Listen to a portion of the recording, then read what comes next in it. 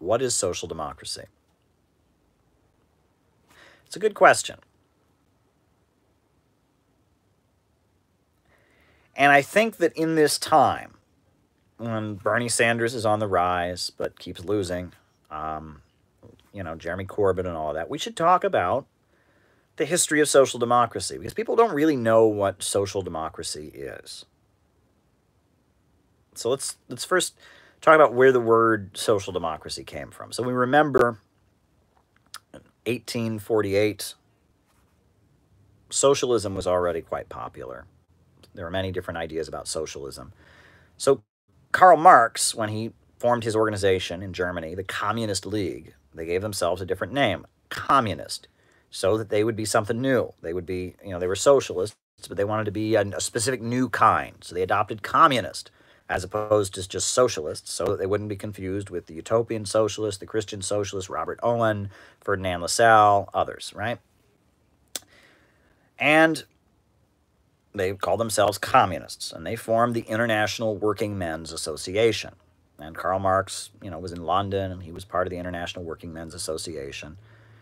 And the International Workingmen's Association tended to attract a lot of ultra-left kind of people, like Mikhail Bakunin, right? Like, anarchists and folks like that. And it was a problem. And eventually the fight between Bakunin and Marx resulted in the collapse of the International Workingmen's Association. And communist, the word communist became more associated with kind of ultra-left kind of people. Marx favored the formation of mass socialist parties, building labor unions, but the word communism, because of these anarchists and Bakunin and these extremists, and made claims, like they argued that something called the iron law of wages, that was a big argument that anarchists and ultra-left forces would make. They would claim that, well, if workers go on strike and win a raise, then prices just go up, so it doesn't make a difference. That's not actually true. That's not actually true if you look at how the economy works, right? If workers go on strike and win a higher wage, prices don't just automatically go up and then everyone loses. That's not accurate. Marx refutes that economically. That just doesn't happen. But that's the kind of claims that people calling themselves communists were making. Oh, no, nothing but revolution is the answer. Marx was a scientific socialist. He was for broad class struggle, supported Abraham Lincoln. So he was for building mass socialist parties, labor unions, community assemblies. At the time of Marx's death, there's already the formation of a political party in Germany, right? There was the Goethe program, where they met at this city and wrote this program, and Marx was very critical of it. And, eventually, after the fall of the First International, the International Workingmen's Association, some new Marxist groups are starting to spring up. Some new socialist formations and parties are being formed. But they don't want to be associated with violent anarchism and extremism. They want to have a new face. So they start going back to using the other word, calling themselves socialists. Or in some cases, they said they were going to form a labor party, a party for the working class, a labor party, or a workers' party. Or in some cases, like in Germany, they called themselves social democrats. Social democrats, right? And the idea was, they're for democracy. But democracy in and of itself is not enough. They want a social democracy, right? Right? That getting rid of monarchs, giving people the right to vote, having, elected leaders is a good thing. But there's still an economic question, right? There's still workers' rights. There's still economic justice. So they're not just Democrats. They're social democrats. And the German Social Democratic Party was like the flagship Marxist party. It was the biggest Marxist political party in the world, and it was led by Karl Kautsky, and it was a big party. And social democracy as a movement was basically the same thing as Marxism. Anyone who believed in Marxism was a social democrat or a socialist. In the USA, they tended to call themselves socialists. In Europe, they would call themselves either socialists or social democrats. That was just how it was done. And, in the 1880s, 1890s, even up into like 1910, social democrat just meant Marxist. But within Marxism, you had a crisis. You had the crisis of Marxism that was arising. Because Marx had predicted that because of capitalism, the gap between the rich and poor would simply continue to rise. There would be greater poverty among the workers in the Western countries, and eventually they would rise up and seize their factories. But, as we talked about before, capitalism was moving toward the stage of imperialism. right? So the cartels, trusts, and syndicates of Western countries were expanding across the world. They weren't just making profits, they were making super profits by super exploiting the developing world. And as a result, the standard of living in the homeland, with the formation of labors and whatnot, and formation of labor unions, but also just because there was more money coming into the Western countries, the standard of living started to go up. So Marx's prediction was not coming true. Marx's prediction didn't come true. So it presented a problem. Marx was predicting gap between the rich and poor, intensification of class struggle in the Western countries, but the Western countries were becoming wealthier. Workers in the Western country were seeing their standard of living go up, and there wasn't class struggle in the Western countries. So you had a crisis in Marxism. Marxism, like just what Karl Marx taught, was not answering the question. What was going on? What was going on? So Karl Kautsky, he was the true Marxist or whatever. He just clung to what Marx said. He was the defender of Marxism. But you had the rise of a guy named Edward Bernstein. And Bernstein called himself a revisionist Marxist. And Edward Bernstein said, well, you know, Marx was wrong about this idea that there needs to be a revolution. There doesn't need to be a revolution. The movement is everything. The goal is nothing. Capitalism just kind of naturally turns into socialism. Look, he writes, we already have universal male suffrage. We have public schools that are set up. This is basically Marxism coming into being, and that there is no revolution that happens. There's no event horizon that divides capitalism from socialism. The capitalism just kind of gradually turns into socialism. We build socialism one step at a time. Edward Bernstein very famously said that socialism is nothing but the sum of reforms, right? That you win different reforms here and different reforms there, and eventually you get socialism. And there's no big divide between capitalism and socialism.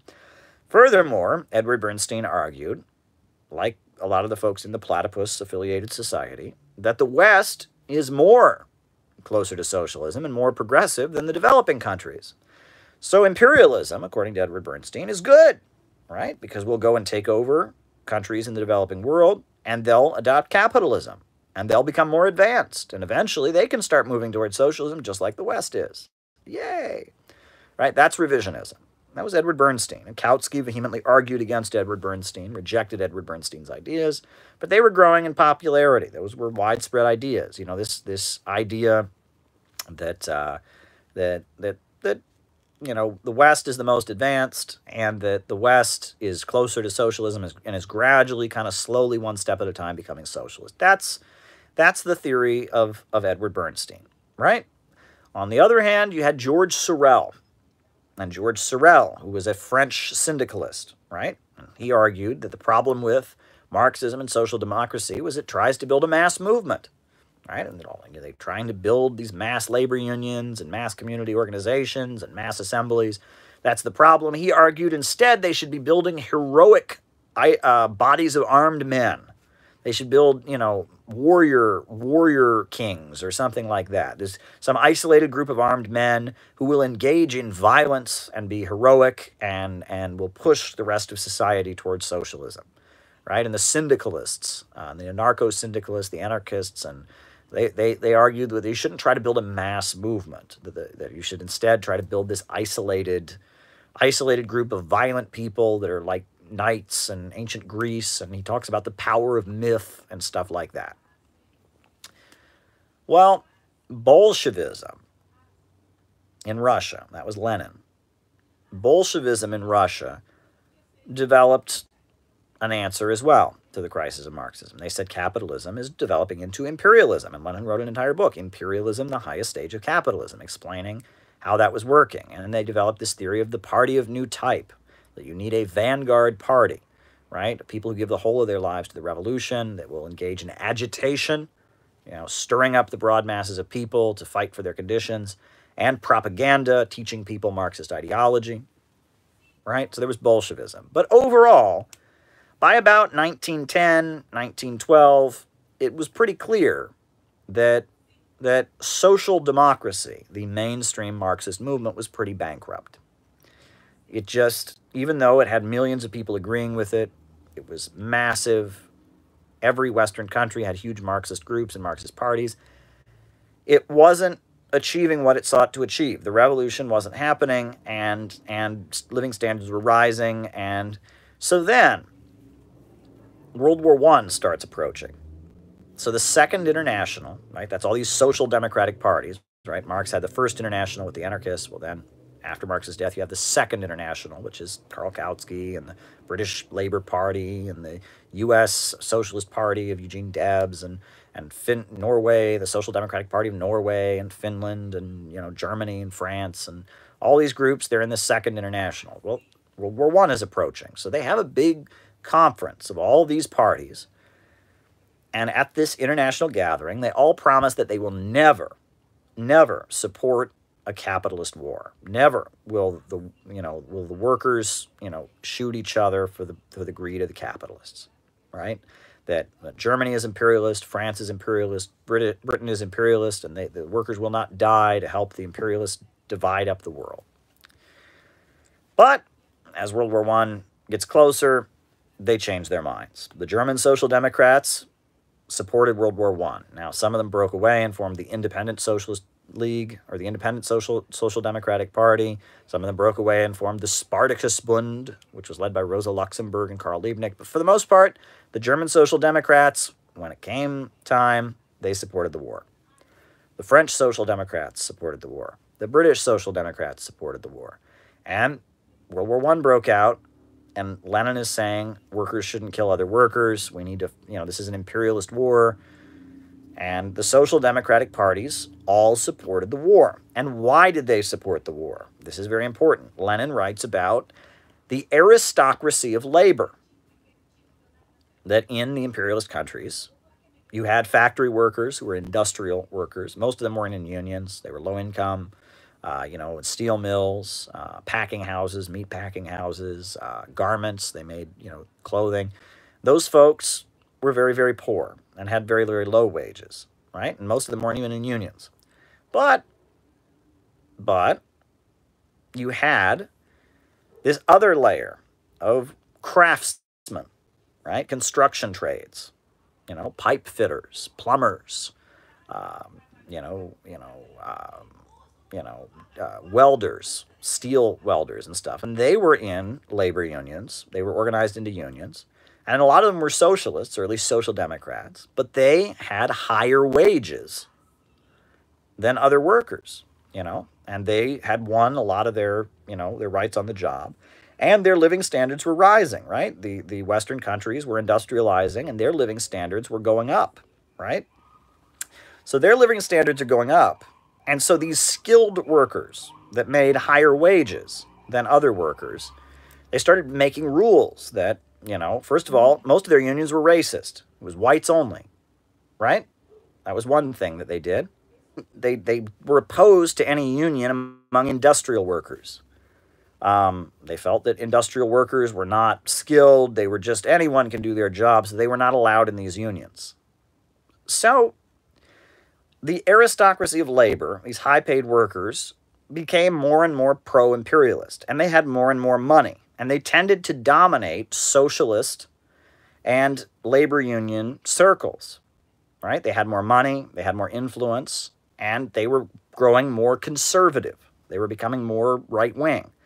And so because of that, that's why Lenin writes that this development of an aristocracy of labor, that is why the socialist parties eventually sold out and supported World War I, and these social democratic parties sold out. So Lenin called the social democratic parties and the Second International a stinking corpse. Right? They supported World War I. It was an outrage. Millions of workers were sent to their deaths. And you'll remember that the Bolsheviks in Russia, they took power on an anti-war platform. Their position had been to turn this imperialist war into a civil war. Right? Soldiers, turn your guns around. And they were from the very moment, they were opposed to World War I. And they eventually just took power on a platform of peace, land, and bread. But the main thing was they were the biggest political party in Russia that was willing to offered an immediate end to World War I. And you'll remember that Lenin then sent after they took power, right, the Bolsheviks took power, Lenin sent Trotsky to go and negotiate Russia's withdrawal from World War I, and he wouldn't do it. At the Treaty of Brest-Litovsk, and he ruined it, and he was arguing they shouldn't end World War I, and the Bolshevik Party had to like twist Trotsky's arm and force him to basically end World War I, because Trotsky argued that that Russia could somehow stay in World War I after World War I, and they could lead a revolutionary storm all throughout Europe. And you look at his Treaty of Brest, his behavior around the Treaty of Brest-Litovsk. Lenin was quite upset with how Trotsky conducted himself. I mean, it was unbelievable the way Trotsky acted during that whole thing. But regardless, the Bolsheviks were the anti-imperialist, anti-war party, and they eventually took power in Russia. So after the Russian Revolution, and actually it was in April of 1917, at the April Thesis, when Lenin came back from exile to Russia that was in its revolutionary crisis, Lenin urged the Bolsheviks to stop calling themselves socialists and social democrats, because he didn't want them to be confused with the sellout parties of the Second International, the parties that had supported World War I and sold out the revolution. So the Bolsheviks started calling themselves communists to distinguish themselves from the parties of the Second International.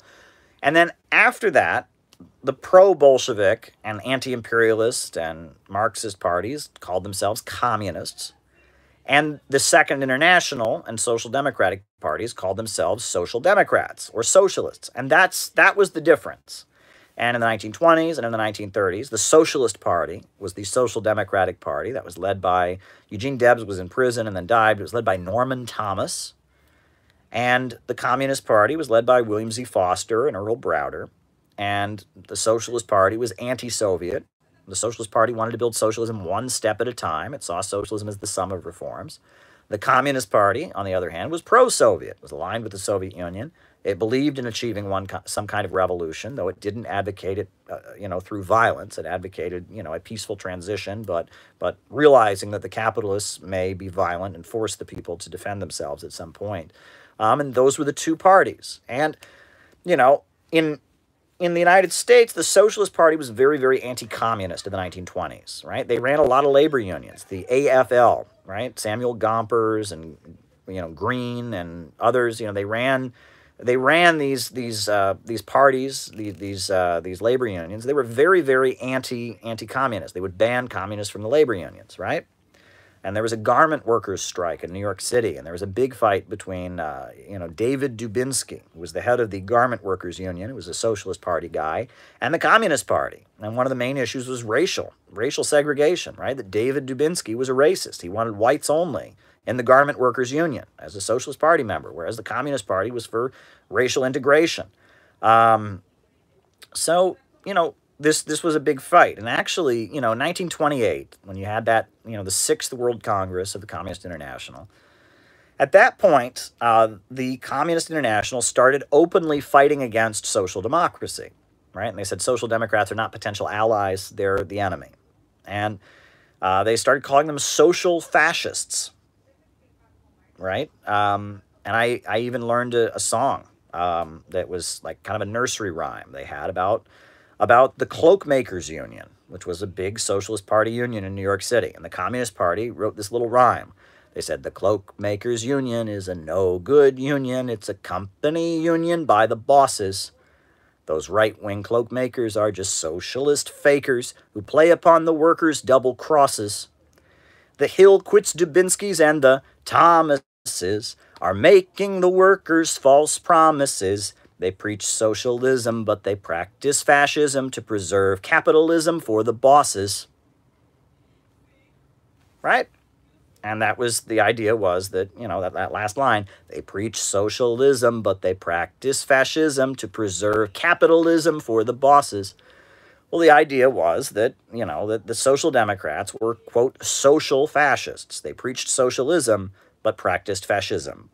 Right? And, that was the feeling, right? And that if you read from the early 1930s, every issue of the Communist Party publications, almost everyone, had a dig at the Socialist Party for being phonies and sellouts.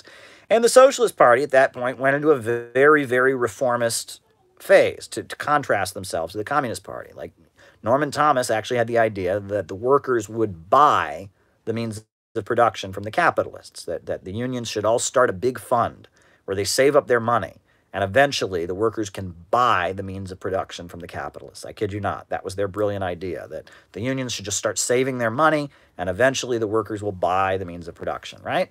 And that Norman Thomas got up and gave speeches condemning the Soviet Union. The Soviet Union was an evil country. The main roadblock to socialism was the Soviet Union. And the communists, their attitude was the Soviet Union was proving that socialism was possible. It was the homeland of socialist revolution. You should defend the Soviet Union. And there was a lot of fighting between the two groups. But, you know, and people sometimes will point out that in Germany, that fighting was far more intense than in the USA, right? In the USA, people probably had fistfights and stuff like that. But in Germany, you know, the Social Democrats ran the Weimar Republic. They were one of the biggest political parties in Germany in the 1920s, and they killed communists, right? In 1928, in Berlin, the communists wanted to have a parade for May Day, and they had you know, they had an armed parade where they marched with their guns. Their self-defense group they'd formed to fight for workers' rights, the Red Front Fighters League, marched with firearms on May Day. And the police, most of whom were members of the Social Democratic Party, opened fire on that march and killed communists, right? On the Red May of 1928. You can read about it. And in Wedding, which is part of Berlin, there was weeks of fighting where there were barricades erected, and it was communists revolting against capitalism, sure, but the people that were shooting at the communists were Social Democrats. They weren't defenders of capitalism in most cases, right? And that in Germany, the fight between the Social Democrats and the communists was really, really violent and extreme. And as a result of that, you know, in the final moment when Hitler was on the verge of taking power, it's true that if the communists and the Social Democrats had been able to reach an agreement, they probably would have been able to block Hitler, but they couldn't do it. They couldn't do it. Now, some people will say things like the communists were aligned with Hitler. That's a lie. You know, but the communists, did Bernie run a message campaign? Knew he'd lose. I don't think that was clear. I think that Bernie was in it to win it. But, you know, if you look at it, though, you know, there was a reason that the German communists and the German Social Democrats couldn't work together. And the reason that they couldn't really work together was because, you know, the Communist Party in Germany was the party of the unemployed. And that was how the U.S. Communist Party was at that point, too. In the 1920s and 30s, it was the party of desperately poor, unemployed people. They built unemployment councils. Whereas the Social Democrats were the party of people that were in unions, right? The craftsmen, the people in unions. And that was the divide. And in Germany, the communists, they had the Bread Riots, where they would lead people to go out and break store windows to feed hungry, unemployed people. That was one of the main things the communists in Germany did, the Bread Riots, they were called. You know, whereas the Social Democrats, they ran labor unions, and they were labor union bosses. And there was bad blood, really strong bad blood. And, you know, Hitler took power. And yes, if the Social Democrats and Communists had been able to reach some agreement, I mean, they could have stopped him, but they were not able to reach an agreement. People blame the Communists for that. People blame the Social Democrats for it, you know, regardless. So after the rise of Hitler, in 1935, the Communist International had its 7th World Congress. And at that 7th World Congress, they completely changed their tactics, right? And they said, no more are we going to say Social Democrats are the enemy. Because right now, fascism is on the rise, and fascists kill Social Democrats. Right after Hitler took power, he put a whole bunch of Social Democrats in concentration camps. And there's stories about the Communists and Social Democrats would be in the same concentration camp, and they'd be fighting with each other while they're being, you know, locked in concentration camps, blaming each other for Hitler taking power. That's a whole other thing. But regardless, Cuomo thanks Jack Ma for 100 ventilators. Good, great. I mean, Project Airbridge is amazing. And these ventilators and all the stuff coming from China, amazing stuff. Amazing stuff. But because the Social Democrats were opposed to fascism, they were more open to working with communists, right? And the communists knew that the fascists were the main threat, so they changed their tactics. At the 1935 World Congress, this 7th World Congress, they adopted the strategy of building a people's front against fascism. And it was a flip. And it was a change, and the Trots made fun of them and said, oh, look, they're zigging and zagging, they're changing their position. But it was the right thing to do, right? That, the Social Democrats were their main enemy before, but in the period where fascism was rising, Social Democrats were potential allies. And the Communist Party reached out to the Socialist Party and offered to run a joint presidential ticket in 1936. Earl Browder as the communist and Norman Thomas as the socialist. And the idea was to align with socialists.